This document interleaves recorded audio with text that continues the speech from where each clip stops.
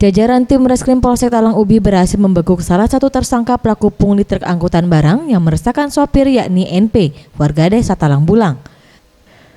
Penangkapan NP bermula dari laporan sopir truk angkutan barang setelah menjadi korban pungli oleh pelaku dengan cara mengancam akan menembak kepala dengan menggunakan senjata api rakitan milik pelaku.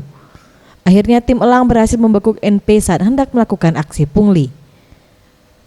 Menurut pengakuan NP, ia melakukan pungli dengan cara menghadang laju kendaraan truk pengangkut barang dan meminta paksa para sopir untuk memberi uang dan diancam menggunakan senjata api rakitan jika tidak memberi uang.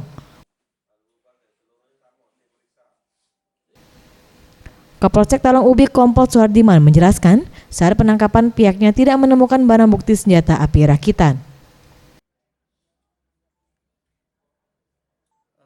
Laporan dari salah satu warga yang menjual semangka, jadi melintas pagi hari dikejar oleh rombongan pemalak, yang salah satunya berhasil kita amankan sambil meminta uang dengan paksa. Kalau tidak mengasih akan ditembak kepalanya. 68 KUHP dengan ancaman di atas 4 tahun.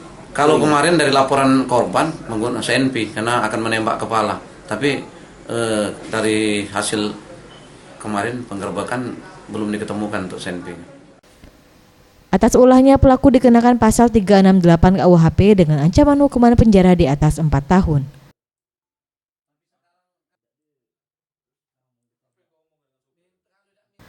Boris Simbolon, Sriwijaya TV.